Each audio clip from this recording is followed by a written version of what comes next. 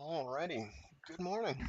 Welcome back to Free Read Fridays. I'm your intrepid narrator, Fraggeth, and today we're going to read some more Hyperion by Dan Simmons. Previously on, we had The Poet's Tale, where we learned about the background of one of our pilgrims, Martin Silenus, and he is quite a character. And he's seen some things. He's been around. He's preserved himself for the future the hard way by freezing yourself and traveling between the stars at the speed of slow. And, just general life extension and other things as well. He has been places and he has done things. And he is maybe more than a little crazy. Depends on how much you believe what he's telling you. I believe all of it. You wouldn't go on a trip to see whatever the Shrike is and lie about it, would you? No, you wouldn't. That would end poorly. At any rate, yeah. So we learned about Sad King Billy. We learned about um, a bit about Earth right before it died. We learned how Earth died, and what else did we learn? We learned a bit more about. We learned about the book publishing industry in the far future, far-ish future, a couple hundred years down the road. Apparently, people actually still buy books. Crazy thought, I know. Um, but it gives me hope, right? Right. Right? Right. Anyway,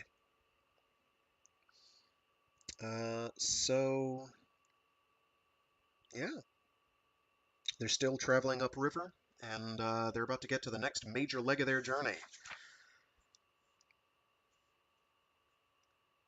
And then next Wednesday, I know this is off schedule from where I want it to be, but we're here now.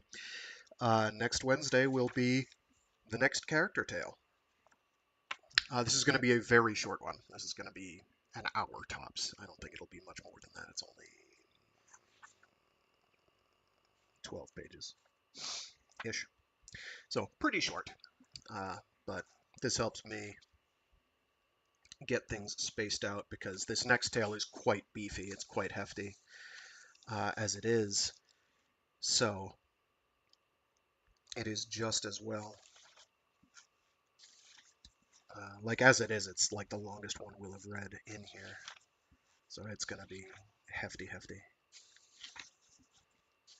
Unless something drastic occurs and I'm not able to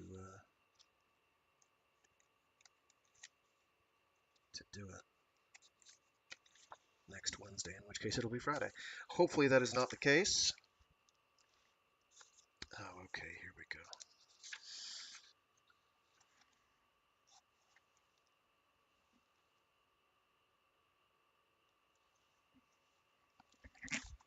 How long is the interlude after that? Postlude. Yeah, postlude on that is only like 2 pages, so that's no problem. How long is the next interlude?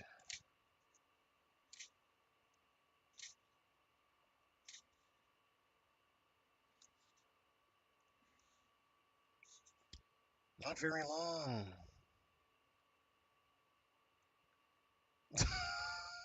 Regrettably. Whatever, so next week is going to be 2 long ones. Very good. Okay, excellent. We have done our ill-advised pre-reading ramble for the day, and let's get cracking. I know, we're almost getting started on time for once, right? Right? Only 13 minutes late. I'm sorry, folks. I'll struggle to get back onto a proper prompt schedule as I spill water all over myself. Excellent. Excellent.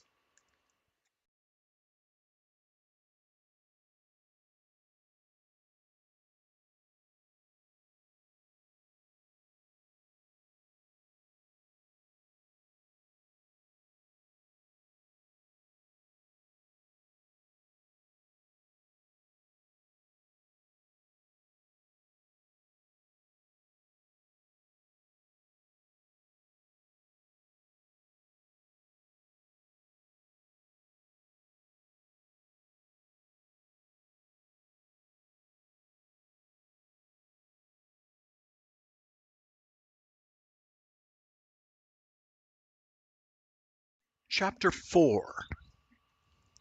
The Benares put into Edge a little after noon on the next day.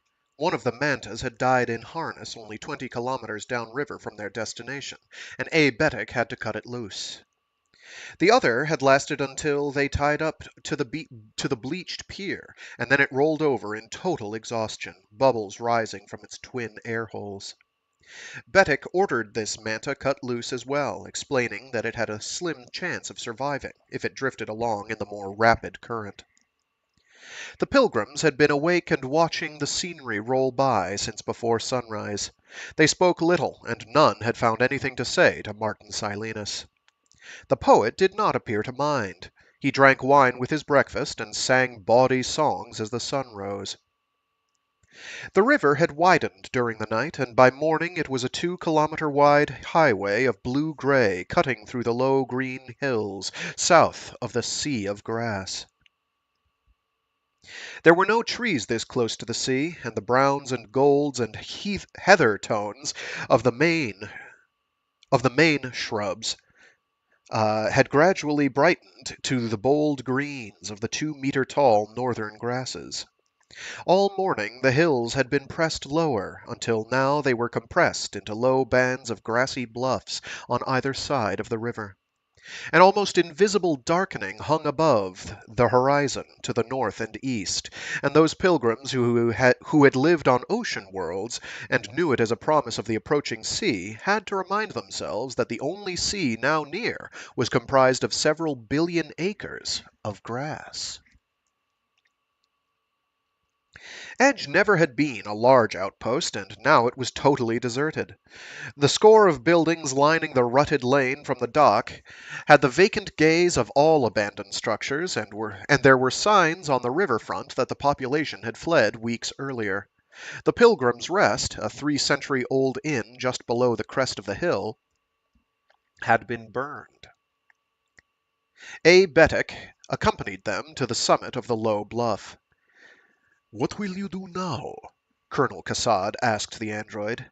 "According to the terms of the temple bonditure, we are free after this trip," said Betic. "We shall leave the Benares here for your return, and take the launch downriver, and then we go on our way." "With the general evacuations?" asked Braun Lamia. "No." Betic smiled. "We have our own purposes and pilgrimages on Hyperion." On Hyperion. There we go. "We have our own purposes and pilgrimages on Hyperion." The group reached the rounded crest of the bluff. Behind them, the Benares seemed a small thing tied to a sagging dock. The Hooghly ran southwest into the blue haze of distance below the town and curved west above it, narrowing toward the impassable lower cataracts, a dozen kilometers upriver from Edge. To their north and east lay the Sea of Grass. "My God," breathed Braun Lamia. It was as if they had climbed the last hill in creation. Below them, a scattering of docks, wharves, and sheds marked the end of Edge and the beginning of the sea. Grass stretched away forever, rippling sensuously in the slight breeze, and seeming to lap like a green surf at the base of the bluffs. The grass seemed infinite and seamless, stretching to all horizons, and apparently rising to precisely the same height as far as the eye could see. There was not the slightest hint of the snowy peaks of the Bridle Range, which they knew lay some 800 kilometers to the northeast. The illusion that they were gazing at a great green sea was nearly perfect, down to the wind-ruffled shimmers of stalks looking like whitecaps far from shore. "It's beautiful," said Lamia, who had never seen it before. "It's striking its sunset and sunrise," said the consul. "Fascinating," murmured Saul Weintraub, lifting his infant so that she could see. She wiggled in happiness and concentrated on watching her fingers. "A well-preserved ecosystem," Het Mastine said approvingly. "The Muir would be pleased." "Shit," said Martin Silenus. The others turned to stare. "There's no fucking wind wagon," said the poet. The four other men, woman, and android stared silently at the abandoned wharves and empty plain of grass. "It's been delayed," said the consul. Martin Silenus barked a laugh. "Or it's left already. We were supposed to be here last night." Colonel Cassad raised his powered binoculars and swept the horizon. "I find it unlikely that they would have left without us," he said. "The wagon was to have been sent by the Shrike Temple priests themselves. They have a vested interest in our pilgrimage." "We could walk," said Lenar Hoyt. The priest looked pale and weak, obviously in the grip of both pain and drugs, and barely able to stand, much less walk. "No," said Cassad. "It's hundreds of clicks, and the grass is over our heads." "Compasses," said the priest. "Compasses don't work on Hyperion," said Cassad, still watching through his binoculars. "Direction finders, then." "We have an IDF, but that isn't the point," said the consul. "The grass is sharp. Half a click out, and we'd be nothing but tatters." "And there are the grass serpents," said Cassad, lowering the glasses. "It's a well-preserved ecosystem, but not one to take a stroll in." Father Hoyt sighed and half collapsed into the short grass of the hilltop. There was something close to relief in his voice when he said, "All right, we go back." A Betic stepped forward. "The crew will be happy to wait and ferry you back to Keats in the Benares, should the wind wagon not appear." "No," said the consul. "Take the launch and go." "Hey, just a fucking minute!" cried Martin Silenus. "I don't remember electing you dictator, amigo. We need to get there. If the fucking wind wagon doesn't show, we'll have to find another way." The consul wheeled to face the smaller man. "How? By boat? It takes 2 weeks to sail up the Main and around the North Littoral to Otho or one of those other staging areas. And that's when there are ships available. Every seagoing vessel on Hyperion is probably evolved in the evacuation effort. That must be a misprint. Every seagoing vessel on Hyperion is probably involved in the evacuation effort." "Dirigible, then," growled the poet. Braun Lamia laughed. "Oh, yes, we've seen so many in the 2 days we've been on the river." Martin Silenus whirled and clenched his fists as if to strike the woman. Then he smiled. "All right then, lady, what do we do? Maybe if we sacrifice someone to a grass serpent, the transportation gods will smile on us." Braun Lamia's stare was arctic. "I thought burned offerings were more your style, little man." Colonel Cassad stepped between the two. His voice barked command. "Enough! The consul's right. We stay here until the wagon arrives. Mastine, Lamia, go with Betic to supervise the unloading of our gear. Father Hoyt and Silenus will bring some wood up for a bonfire." "A bonfire?" said the priest. It was hot on the hillside.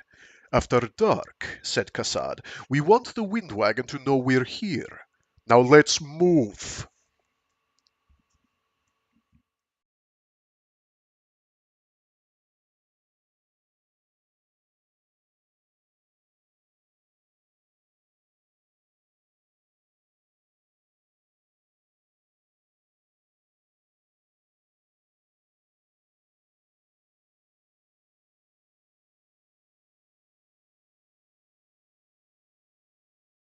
It was a quiet group that watched the powered launch move downriver at sunset.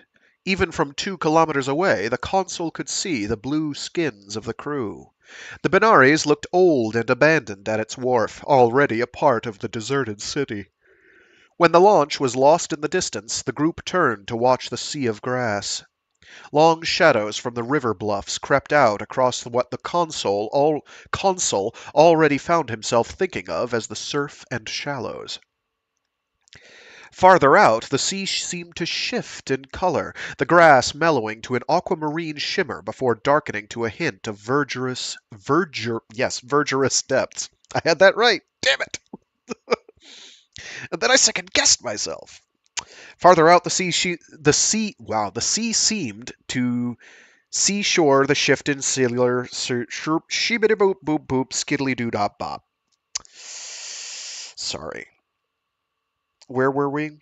Ah, yes. Farther out, the sea seemed to shift in color, the grass mellowing to an aquamarine shimmer before darkening to a hint of verdurous depths. The lapis sky melted into the reds and golds of sunset, illuminating their hilltop and setting the pilgrims' skins aglow with liquid light. The only sound was the whisper of wind in grass. "We've got a fucking huge heap of baggage," Martin Silenus said loudly, "for a bunch of folks on a one-way trip." It was true, thought the consul. Their luggage made a small mountain on the grassy hilltop. "Somewhere in there," came the quiet voice of Het Mastine, "may lie our salvation." "What do you mean?" asked Braun Lamia. "Yeah," said Martin Silenus, lying back, putting his hands under his head and staring at the sky. "Did you bring a pair of undershorts that are strike-proof?"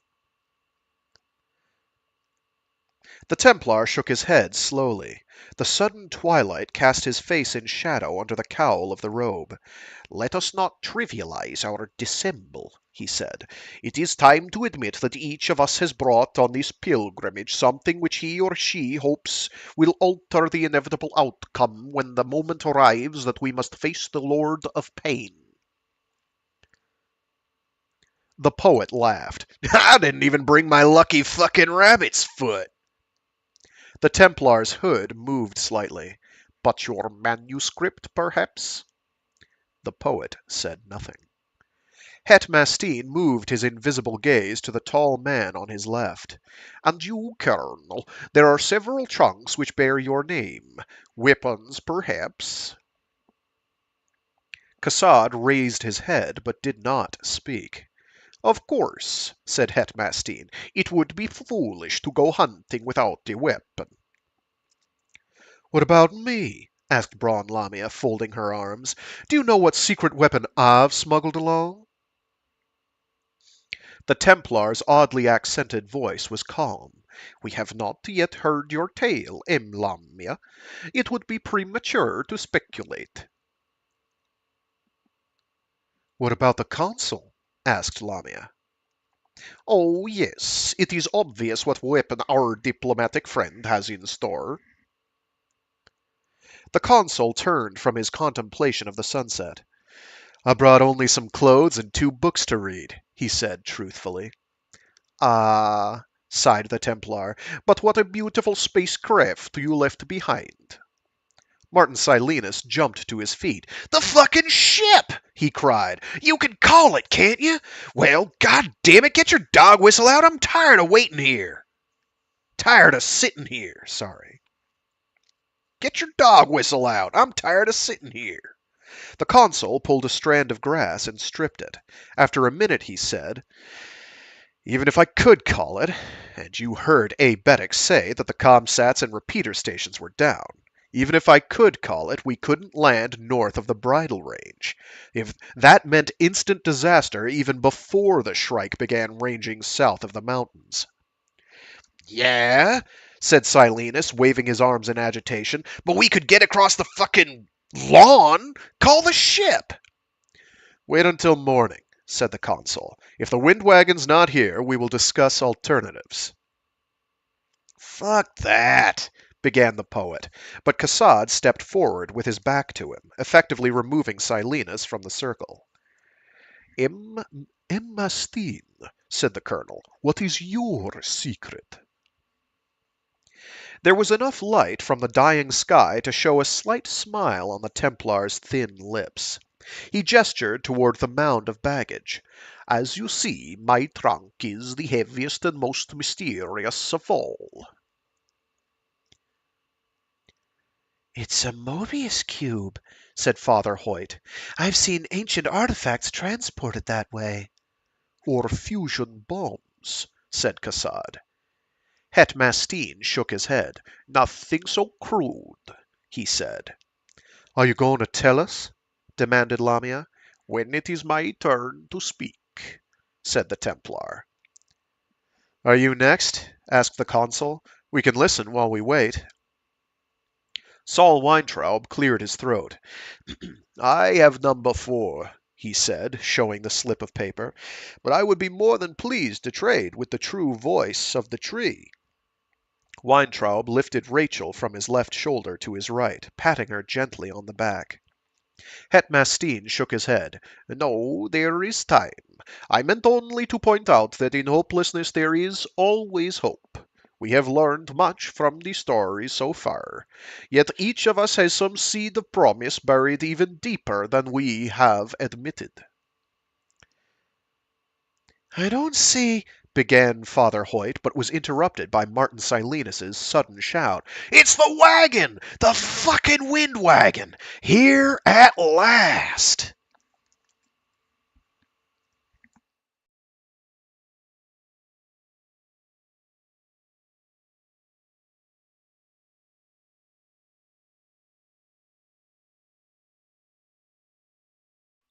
It was another 20 minutes before the wind wagon tied up to one of the wharves.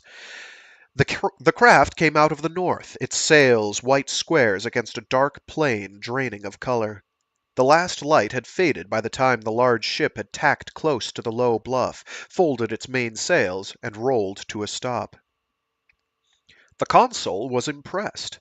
The thing was wooden, handcrafted, and huge, curved in the pregnant lines of some sea-going galleon out of old Earth's ancient history.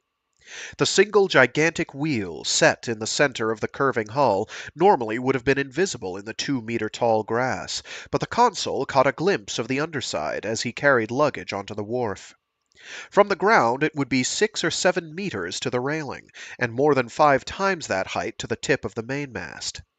From where he stood, panting from exertion, the consul could hear the snap of pennants far above and a steady, almost subsonic hum that would be coming from either the ship's interior flywheel or its massive gyroscopes. A gangplank extruded from the upper hull and lowered itself to the wharf. Father Hoyt and Braun Lamia had to step back quickly or be crushed. The wind wagon was less well lighted than the Benares. Illumination appeared to consist of several lanterns hanging from spars. No crew had been visible during the approach of the ship, and no one came into view now. "Hello!" called the consul from the base of the gangplank. No one answered. "Wait here a minute, please," said Cassad, and mounted the long ramp in 5 strides. The others watched while Cassad paused at the top, touched his belt where the small death wand was tucked, and then disappeared amidships.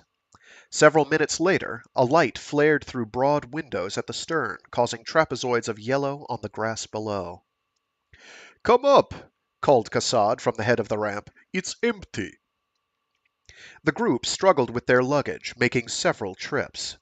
The consul helped Het Mastine with the heavy Mobius trunk, and through his fingertips he could feel a faint but intense vibration. "So where the fuck is the crew?" asked Martin Silenus when they were assembled on the foredeck. They had taken their single-file tour through the narrow corridors and cabins, down stairways more ladder than stairs, and through cabins not much bigger than the built-in bunks they contained. Only the rearmost cabin, the captain's cabin, if that is what it was, approached the size and comfort of standard accommodations on board the Benares. "It's obviously automated," said Cassad. The force officer pointed to halyards, which disappeared into slots in the deck, manipulators all but invisible among the rigging and spars, and the subtle hint of gears halfway up the lateen-rigged rear mast. "I didn't see a control center," said Lamia. "Not so much as a disk key or C-spot nexus."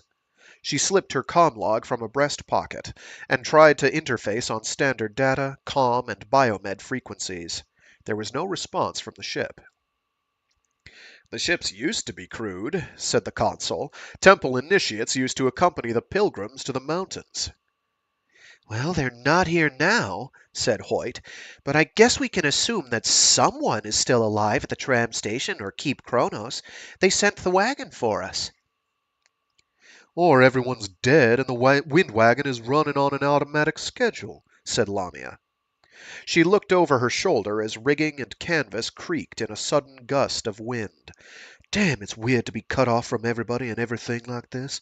It's like being blind and deaf. I don't know how the colonials stand it." Martin Silenus approached the group and sat on the railing. He drank from a long green bottle and said, "Where's the poet? Show him, show him. Muses mine, that I may know him.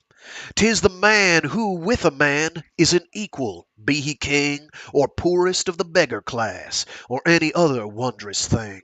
A man may be twixt ape and Plato. 'Tis the man who with a bird, wren, or eagle finds his way to all its instincts. He hath heard the lion's roaring, and he can tell what his horny throat expresseth, and to him the tiger's yell comes articulate and presseth on his ear like mother tongue." Where did you get that wine bottle? Asked Cassad. Martin Silenus smiled. His eyes were small and bright in the lantern glow. "The galley's fully stocked, and there's a bar. I declared it open." We should fix some dinner, said the consul, although all he wanted at that moment was some wine. It had been more than 10 hours since they had last eaten.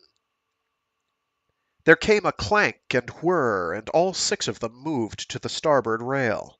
The gangplank had drawn itself in. They whirled again as canvas unfurled, lines grew taut, and somewhere a flywheel hummed into the ultrasonic.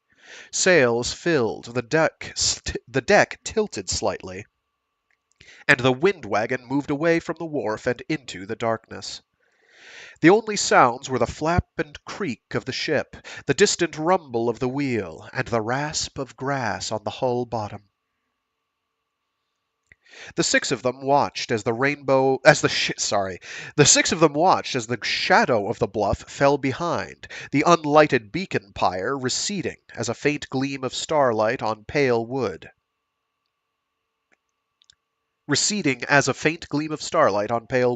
And there and then there were only the sky and night and swaying circles of lantern light. "I'll go below," said the consul, "and see if I can get a meal together." The others stayed above a while, feeling the slight surge and rumble through the soles of their feet and watching the darkness pass. The sea of grass was visible only as the place where stars ended and flat blackness began.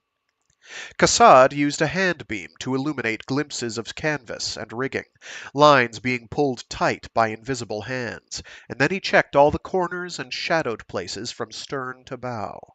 The others watched in silence. When he clicked the light off, the darkness seemed less oppressive, the starlight brighter. A rich, fertile smell, more of a farm in springtime than of the sea, came to them on a breeze which had swept across 1,000 kilometers of grass. Some time later, the consul called to them, and they went below to eat.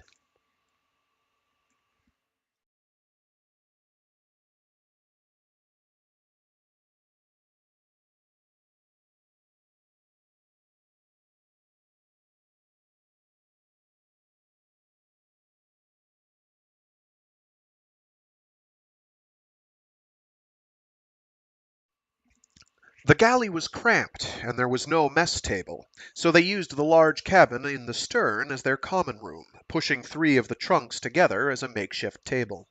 4 lanterns swinging from low beams made the room bright. A breeze blew in when Het Mastine opened one of the tall windows above the bed. The consul set plates piled high with sandwiches on the largest trunk, and returned again with thick white cups and a coffee therm. He poured while the others ate. "This is quite good," said Fedman Kassad. "Where did you get the roast beef?" The cold box is fully stocked. There's another freezer in the aft pantry. "Electrical?" Asked Het Mastine. No, double insulated. Martin Silenus sniffed a jar, found a knife on the sandwich plate, and added great dollops of horseradish to his sandwich. His eyes sparkled with tears as he ate. "How long does this crossing generally take?" Lamia asked the consul. He looked up from his study of the circle of hot black coffee in his cup. "I'm sorry, what?" "Crossing the Sea of Grass. How long?" A night and a half. A night and a half. Oh my gosh. A night and half a. There's an extra A here, so it's throwing me. A night and a half a day to the mountains, said the consul, if the winds are with us. "And then, how long to cross the mountains?" asked Father Hoyt. Less than a day, said the consul. "If the tramway is running," added Kassad. The consul sipped the hot coffee and made a face. We have to assume it is. Otherwise... "Otherwise what?" demanded Lamia. "Otherwise," said Colonel Kassad, moving to the open window and putting his hands on his hips, "we will be stranded 600 clicks from the time tombs and 1,000 from the southern cities." The consul shook his head. No, he said, the temple priests or whoever are behind this pilgrimage have seen to it that we've gotten this far. They'll make sure we go all the way. Braun Lamia crossed her arms and frowned. As what? Sacrifices? Martin Silenus whooped a laugh and brought out his bottle. Who are these coming to the sacrifice? To what green altar, O mysterious priest, leadest thou that heifer lowing at the skies, and all her silken flanks with garlands dressed? What little town by river or seashore, or mountain built with peaceful citadel, is emptied of its folk this pious morn? And, little town, thy streets forevermore will silent be, and not a soul to tell why thou art desolate can e'er return. Braun Lamia reached under her tunic and brought out a cutting laser no larger than her little finger. She aimed it at the poet's head. You miserable little shit. One more word out of you and I swear I'll slag you where you stand. The silence was suddenly absolute, except for the background rumble groan of the ship.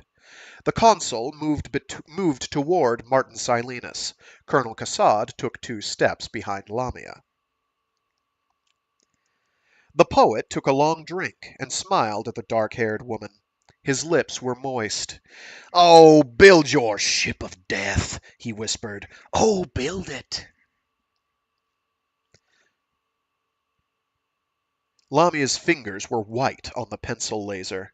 The consul edged closer to Silenus, not knowing what to do, imagining the whipping beam of light fusing his own eyes. Kassad leaned toward Lamia like 2 meters of tensed shadow. "Madam," said Saul Weintraub from where he sat on the bunk against the far wall, "need I remind you that there is a child present?" Lamia glanced to her right. Weintraub had removed a deep drawer from the ship's cupboard and had set it on the bed as a cradle. He had bathed the infant and come in silently just before the poet's recitation. Now he set the baby softly in the padded nest. "I'm sorry," said Braun Lamia, and lowered the small laser. "It's just that he makes me so angry." Weintraub nodded, rocking the drawer slightly. The gentle roll of the wind wagon combined with the incessant rumble of the great wheel appeared to have already put the child to sleep. We're all tired and tense, said the scholar. Perhaps we should find our lodgings for the night and turn in. The woman sighed and tucked the weapon in her belt. I won't sleep, she said. Things are too strange. Others nodded. Martin Silenus was sitting on the broad ledge below the stern windows. Now he pulled up his legs, took a drink, and said to Weintraub, Tell your story, old man. Yes, yes, said Father Hoyt. The priest looked exhausted to the point of being cadaverous, but his feverish eyes burned. Tell us. We need to have the stories told and time to think about them before we arrive.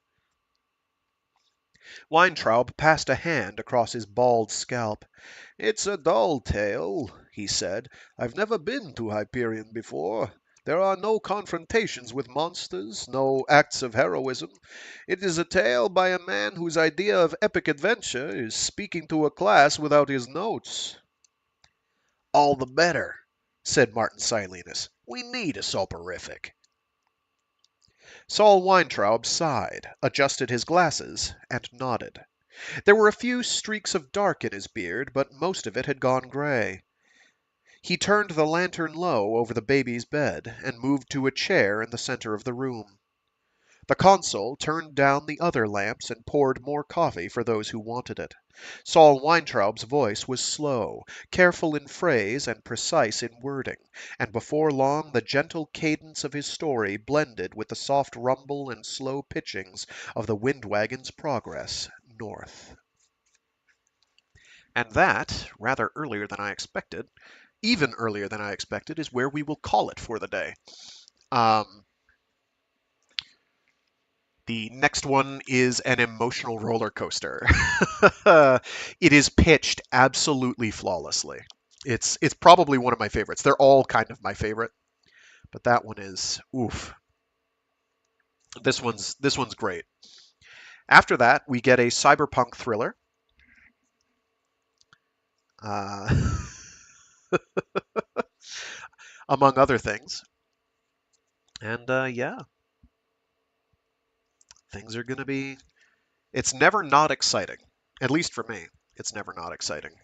Ah, there's that other. I knew I had another one.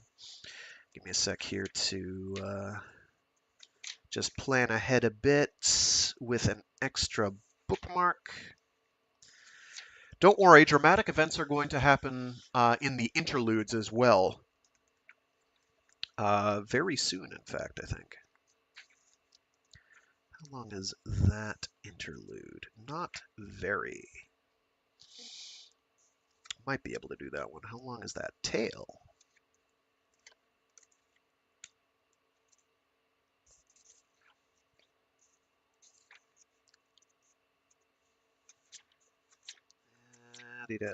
I know I shouldn't do this on stream. I should actually plan ahead. But it's performance art. Performance art. Why not perform? There we go. It's also a murder mystery. It's also a mystery. It's also a detective novel. It's also a cyberpunk thriller. It's pretty great. Hyperion and the Fall of Hyperion managed to be kind of everything you could have. They basically have something for everyone. Oh, here we go. Nope, that's still the tail. Jeez, this one's long. I think that's still the tail.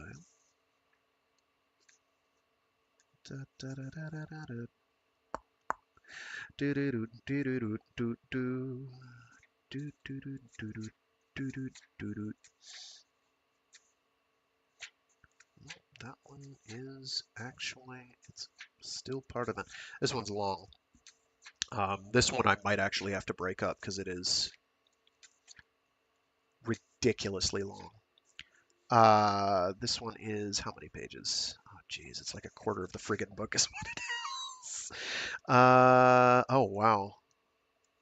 That is 358 to 283. Is that 75 pages? Did I read that correctly?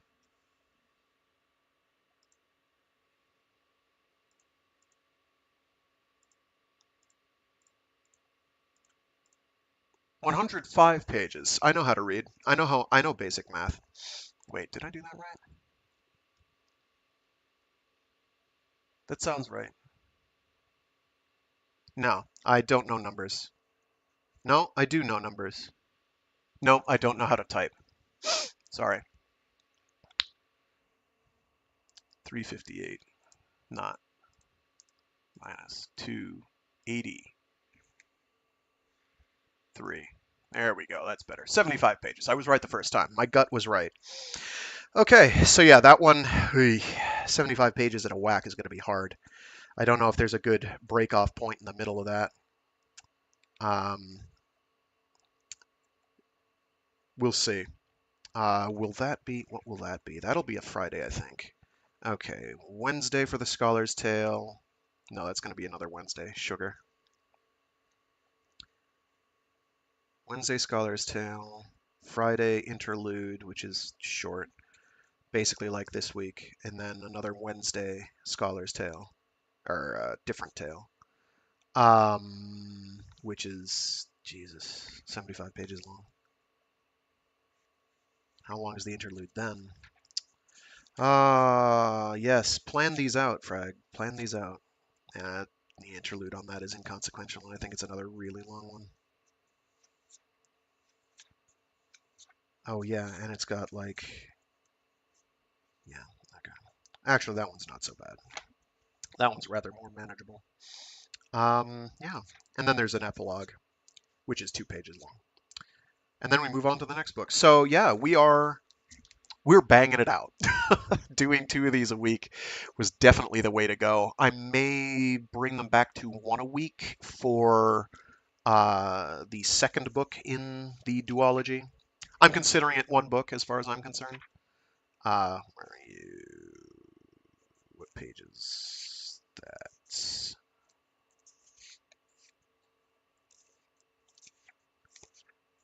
Does it change the numbering schema of the chapters? I don't think it does.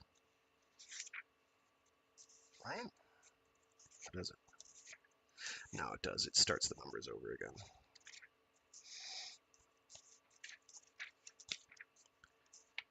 The general pacing changes pretty dramatically as well. We'll be going to a more traditional chapter format, and I'll just basically bop between chapters. Yeah, okay. I'm not going to worry about that because that's like a month away. So anyway, hope people are digging it. I realized that one was very, very short, and if you're still lurking around here for this bit, hi. Wednesday will be another long one. Friday will be another short one. Which is the exact opposite of how I wanted this to go. But it's too late to change it now without taking a break 1 week, and I don't really want to do that for one of the days, 1 week. We'll see what next Wednesday brings. I may just beg off for Wednesday, or do a short story instead. But I'd kind of like to get through this first volume relatively quickly so we can go through the other one. And again, the only reason I'm breaking them up like this and using 2 streams a week to do parts of it is because it's just because of the structure of the first book. The second one is not going to be a problem in that regard because it's more traditional. Anyway, thanks to everyone tuning in. If anyone's tuning in live, if you're not, no problem. I realize this was a short one. This weekend I'll make up the new playlists for Mecha Mondays and Free Read Fridays for their Season 2 and Volume 2. I'm going to basically do that for every year going forward. I'd go back in time and get that sorted out, but that smells too much like work and effort, and I'd have to figure that out and go from there. So we're not probably going to do that. Actually, I should do that anyway, just so that the playlists are shorter. I'll get around to that at some point. Let's put it that way. Let's not get ahead of ourselves. Anyway, thanks again. Hope people dug it. And yeah, I know, super short one this week.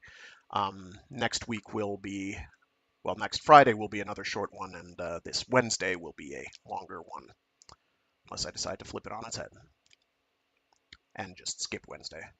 I probably won't. Anyway, I try to stream every Monday, Wednesday, and Friday, starting at noon Eastern Standard. East Coast U.S. time. There we go. Eastern Standard Time. Or daily time, whatever we're on. Post-equinox. Solstice? Whatever. Post-solstice. Anyway. Yeah.